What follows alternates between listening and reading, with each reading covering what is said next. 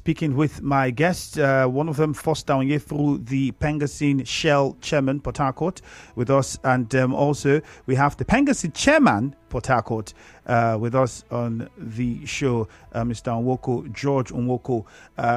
Gentlemen, thank you for staying on the line for us. Thank you. Hello, Mr. Onyefuru. Thank you for staying with us. If you can hear us. Yes, I can hear you. Okay, so we'll continue with you on your line of thoughts. I was asking before the break the difference between CNG and cooking gas. You had said that, well, the hype around CNG and all of that could be why, people are trying to take advantage, and that's why we're seeing the scarcity and maybe the increase in price and all of those. But these two products, are they the same? Is cooking gas what would be used eventually for CNG? What is the difference? Thank you very much, Andrew. The two are not the same, even though they have some similarities. It's just like when we talk about PMS, gasoline, and all that. The fractionalization process that we do in the refinery to get the products out. At every stage, under some basic characteristics, you have the PMS come out, you have the gasoline, you have the kerosene, you have the jet fuel and all that. Same happens when we talk about gas. So for CNG is a compressed natural gas, and LPG is a liquefied petroleum gas. Both of them, they have both similarities and differences. While CNG is comprised of methane, LPG is comprised mainly of propane and butane.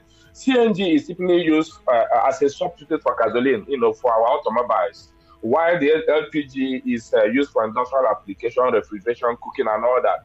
That is different. But the ignorance in Nigeria, because basically all Nigerians, once you mention gas, what comes to mind is the liquefied petroleum gas, the cooking gas, we all know. Once you mention fuel, nobody even begins to remember diesel, argo, kerosene, jet fuel, and all that. So that ignorance is there. That we have not got to that literacy level where we can see and differentiate all this. So today, for the fact that gas has been mentioned as an alternative for the challenge we're having as a result of fuel subsidy removal, you now see that the speculation now in the mind of Nigerians, this gas very soon, because vehicles will start using it, demand will go very high, supply at the same supply or even more challenged supply. So that speculation has now triggered what you see, in my opinion. So, but not that both of them are the same. They are not the same. They are different in terms of characteristics, like I have explained. All right, let's go to Mr. Nwoko. Mr. Nwoko, you heard Mr. Onyefuru there. What's your own perspective? Because for you to be able to even use the gas, if we're saying that, well, the idea that gas is what we would be using for cars and the rest of them could be what is driving the demand, and then as a result causing marketers to increase the price. I mean, I don't think 2% of Nigerians have been able to convert their cars to run on gas, or their generators to run on gas. So it still doesn't explain, it still would not explain to the lame person how you would say that is why they are. Because we got the news that gas would become scarce, cooking gas to be precise. And that for real happened. And we went to the plants and they gave reasons. They talked about the strike by workers at AGIP. They talked about people not loading the product for whatever reasons. How do you respond to this? For me, CNG and LPG are different, and I don't know how we're going to communicate that to the late Nigerians. CNG is like an alternative to automobile fuel, while LPG is basically used by industry, agriculture, and catering industry, and cooking gas at home. We're speculating that the production of CNG automobiles will amount to extra. It does not add up. So it will take another round of specialization and maybe orientation to make many of us to understand. And it's also a problem. Marketers, they also catch on this to swindle the ignorant masses. So they announce that there is no reason for it. So as you are just asking all this money, there is no clear reason for any stipulation or any hike. So you have to do with community trying to catch up on the ignorant masses. So if there's no clear reason for the increase in the price and the price and scarcity of that we're experiencing for cooking gas, how come the marketers, isn't there a method to address this issue and get the marketers to ensure that the price reverts to what it should be? I think the regulated, if there is not much we can do, but we look at the regulatory framework around it, so we can invoke that and then call them to question. Okay. Mr. Onyefuru, your view on this. You say, well, the strike by staff of AGIP Oil Company could not be largely responsible. But my major question with regards to that would be, what is responsible for the change of ownership of AGIP Oil Company? Thank you very much, Andrew. If I hear you well, simply put, investors are in business to make money.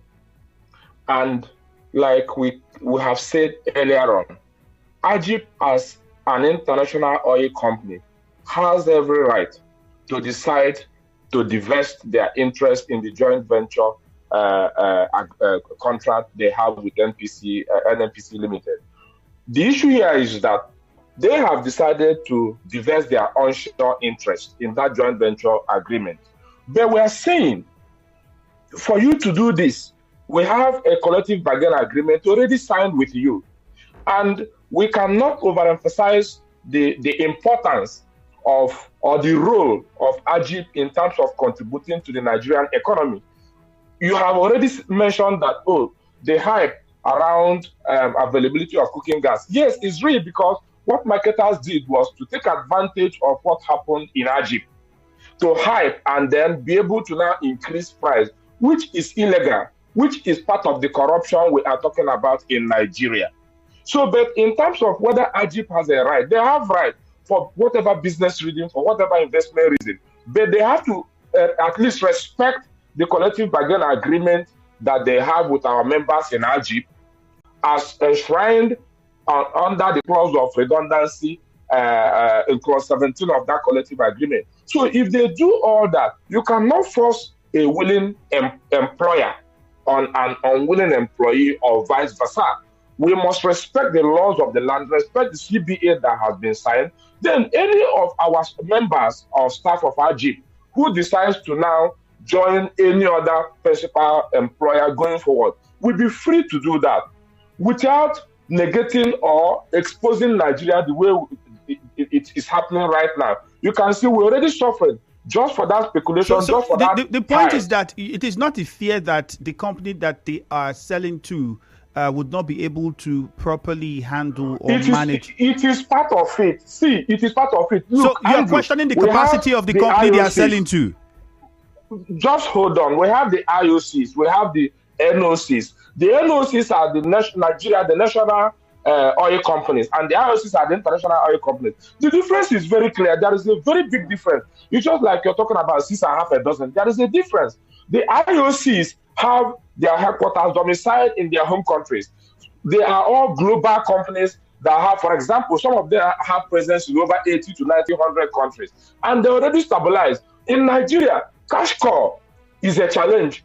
The NNPC Limited is not even able to pay cash call to these IOCs, meaning that the IOCs will not have funds to operate. So most times what you see the IOCs do is that they go back to their parent company and then begin to source for funding, including but not limited to forex. Now, with that, they sustain the industry, the business in Nigeria. Now, for the NOCs, they don't have such advantage. The NOCs can't even raise money from local banks in Nigeria. We know. But what we are saying is that if these things are properly thought out, from the beginning, a proper risk assessment will be done to identify all the challenges and then begin to put mitigations in place to ensure that the NOCs also survive. Because if you don't do that, you have primarily planned the NOCs to fail. We have it on record where assets have been divested in the past to NOCs, and today they're struggling to the extent that they cannot even maintain the basic safety standards that are required in the oil and gas industry. Oil and gas industry is a very high hazardous operations. It comes with a very high hazardous and industrial. Mr. Onyefuru, quickly, for the purposes of the listener, what does the NOC mean? National oil companies is the NOCs. Okay. Then they are local Nigerian indigenous companies. They don't have the capacity in terms of even attracting foreign investment. How many of them can today attract foreign investors to come and invest in Nigerian oil and gas industry, where oil theft is the order of the day, where pipeline vandalism is the order of the day, where corruption is the order of the day? Does this in any way affect the workers who already have been working with ENI? 100% it does. Because what now happens is that, first of all, you have to secure, if you go through the redundancy clause, you will see that anybody who has worked, at least at this point that the company is saying, look, there is no more work, we don't have work for you again, you declare them redundant, automatically there is an impact, because as we know today, AGIP staff are already suffering a lot of emotional, mental health challenges. Some of them ended up in the hospital. It's a challenge. Now, you now begin to talk about securing the benefits, the terminal benefits, the separation benefits. Where is the fund going to come from? If you carry transfer the liability to these NOCs, the Nigerian oil companies, do they have the financial capacity to meet up the separation benefits of this AGIP staff? Right. It's questionable. Mr. We cannot guarantee that. We'll pause you there, and let's hear from Mr. Nwoko now before we go to the phone lines. Mr. Nwoko, the plant, ENI, has a production capacity of around 22 million tons of LNG per year. And for many people, this is huge gas supply. And if this transaction and new ownership is finalized, do you think that the ability to sustain this would continue? We have always said the fact that indigenous companies are not ready for business. They will come with the disguise of acquiring the assets, and they are not able to operate it. So those are the fears we have with this accusation too. Over the years, they have proven to be incompetent. Not in terms of knowledge or technical skills, but ability to follow the rules and the oil and gas procedures. So if the safety is there, the safety procedures are there, the financing is there. You cannot use a small income to try for oil and gas sector. It's a good investment sector. So we need to understand, do they have the capacity to sustain such production? And what will be the impact if we produce less of that in the economy? Remember, we're almost changing the green energy song to everyone. And there is over tendency to strong gas.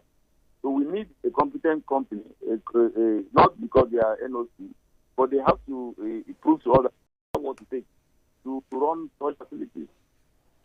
Those are the concerns, not that they are against Nwoko selling their shares. No. All right. Again, those who have worked before now, they work for 20 years and 5 years in Nawak. Are you not going to severe them? You buy both the assets and personnel. When you are going to sell your vehicle, are you going to stay a driver with the vehicle? You must severe the people who have worked for a number of years. All right. Let's open the phone lines. Let's open the phone line, take a few questions and responses from the listener. What they think about the new ownership for AGIP. We know that ENI is selling its shares in the AGIP oil company, and Owando is the company that is named to want to buy it, and that over the past couple of days has made a huge conversation. We know that with the amount of gas that that is ENI produces, I just told us about close to if not over 22 million tons. People are concerned about how that could affect electricity if the ownership change, how it could affect. Some people have said it's why we have the gas situation, but then my guests here have said it might not be completely true. What is your thought about the change of ownership? Do you trust the national oil companies to be able to manage this if they take over at the end of the day? We just open the phone lines and take a few of your contributions.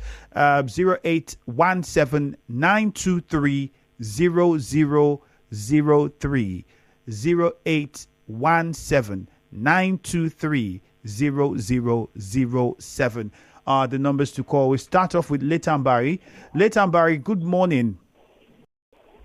Good morning, Ichi and Andrew. All right, straight to the point, please. And good morning to your guests in the studio. Yeah. My thought is this. As regards to the hike and the gas in town now, I think the TUC is supposed to have a regulatory body to checkmate this gas plant, this gas repeller. Because, whenever things happen like this, Nigerians are good in this situation as in taking advantage of it. They are supposed to set up a committee to monitor them because they are, as regards to what they are saying, that the thing is not from the gas company, that is from the retailer that are the marketers that are doing this one. So please, I want them to at least put up people that will monitor these people and ensure that the price is taken to the right direction. You see me, before I drop, I ask you for a number, please. I told you what to do later, Mbari. I've said go to my Facebook and send me a message. I've said that a million times, later, Mbari. Go to my Facebook and send me a message. We have Justice on the line. Justice, good morning. Hello. Justice from Warfare, good morning to you. Go ahead. So what I'm trying to say is that the price hike has nothing to do with the problem that AGIP is getting, whether they are the LOC or the IOC. So the regulator should go and stop that price hike. There's corruption in this country. It has nothing to do with the LNG. The LNG is a cooking gas. It has nothing to do with compressed national gas. You understand? All right, Justice. So the regulator should go and tell the investor, whoever that is bringing the gas, that if we are passing through serious economy, the economy is too bad. How do they come and the high price in this time that things are like this? And that is that there's no way the indigenous company can manage the AGIP company. They should leave it to the people that are managing it before. Because MPs now that we have so many refineries that are not even producing. So how can the indigenous now manage a big company like that? That's my own take. All right, Justice, thank you very much. He doesn't think that the national oil companies can manage. Well, this message on WhatsApp says NOCs at the local oil companies like Owando, who is buying the onshore holdings of ENI and AGIP. Fear of the workers who has been working for foreign run and owned company with the best standards. Now the company is to be sold to a Nigerian company, and that's a fear. For I would understand. Would the Nigerian company still keep the same standards that workers have been enjoying while working under the foreign ownership? Charles is in Bonny. Charles, good morning. Good morning, Fee. Welcome. Yeah, the whole thing gets to do with corruption. In Bonny here, Mobile is producing that cooking gas. Mobile have 2 plants of it. LNG have one of those plants. But I will tell you that LNG will ship that gas from Bonny here to Lagos or food. From Lagos, they start bringing it back again to this side. These are all issue of corruption. They will be telling all the import gas, the gas LNG and Mobile will give to Nigeria much enough. As I'm talking to you now, for the past 1 week, Mobile have been flaying, just wasting gas. The plant is there, no ship to come and take, just waste the gas because they want to hack. And those staff make things so difficult for contract workers. They are following Nigerians. Now it happens to them, they are calling for strike. Corruption everywhere in this country. Thank you. All right, Charles. Thank you very much. I will take one more call. The incident with Sheba Rig in Delta State some months ago is an example of the safety breaches associated with NOCs, which your guest mentioned. This one says, good morning to you and the guest. I go offshore and I completely agree with what they are saying about the NOCs. So what will the unionists do to allow the proper things? Tonye is sending that one. This one says, a question for Onyefuru. ENI is not the only IOC selling all onshore holdings to NOCs. ExxonMobil and Shell are also in the process of selling. What does this mean for the larger picture for oil and gas in Nigeria? This question is directed to you, Mr. Onyefuru. So quickly, let's get your response to it. Thank you very much. You are very, very correct. We are aware of what is happening in Mobil. ExxonMobil, we are aware of what is also happening in Shell. We are aware of the intent of Total.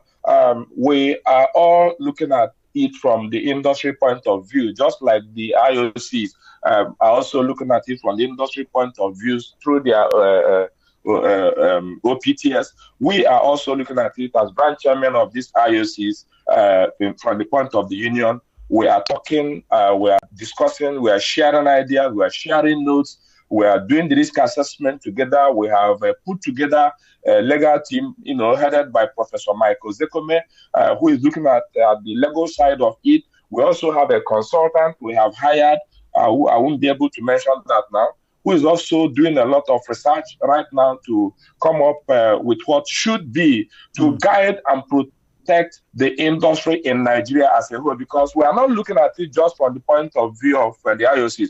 We are looking at it as the impact on the industry in Nigeria, because you know that the oil and gas industry is what is actually sustaining the country. So we are patriotic to look at it from that point to save the industry from collapse, from imminent collapse if nothing is done. Yeah. All right, Mr. Onyefuru, thank you very much. We'd have to let you go now.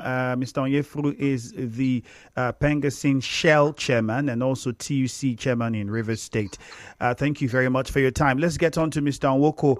Mr. Nwoko, what would be the way forward now? What is PENGASSON Port Harcourt Rivers State doing? How are you going about this particular concern? Well, I have some examples already where the companies have failed. You know, the Rama is petrochemical. Before now, we were told that the plant cannot produce anything. Those are the concerns. In the Rama took over the plant, they have been making progress, tremendous progress. So we are very much apprehensive. Should we allow these local companies or nationalized companies to cover all the assets? We will have it. So the union is not over it. We are aware of those problems that we will meet ahead of us. So we are not sleeping. The union is there towards ensuring that the right things are done. Okay, thank you very much for your time, George Nwoko. Thank you for joining us. Thank you. He is the PENGASSON Zonal Chairman, Port Harcourt Zone. And let's see. We'll take a few more messages on WhatsApp, quite a number of them. A lot of people with their opinions. Someone says, if your guest opined that NOCs are incompetent, they are invariably saying that TUC and PENGASSON members that work there are incompetent. Secondly, your guests are perhaps unaware that foreign investors don't bring money into oil and gas business in the country. Jay Olaka sent that one in. This one says, good morning. Your guest did not mention that many Nigerians are ignorant, and I share the sentiment. Please, can he shed more light on those cooking gas and types of gas as a way of enlightening Nigerians? I think he tried to explain that. I don't know if you missed it, but if you did, good thing. We are streaming live on Facebook, so you can go back and listen to the whole conversation. You would hear the differences that he gave for the various fuel sources that we have, from diesel to gas to LNG, CNG, and the rest of them. Aerogas, it goes on and on the list. You just listen to what he said. Nigeria Info 92.3 PH on Facebook. That is where you would find the details. Nigeria Info PH on X. My name is Ifeemi Andrew. Hello, Port Harcourt is next. Good morning. Nigeria Info. Right back after this. Oh yes, Nestle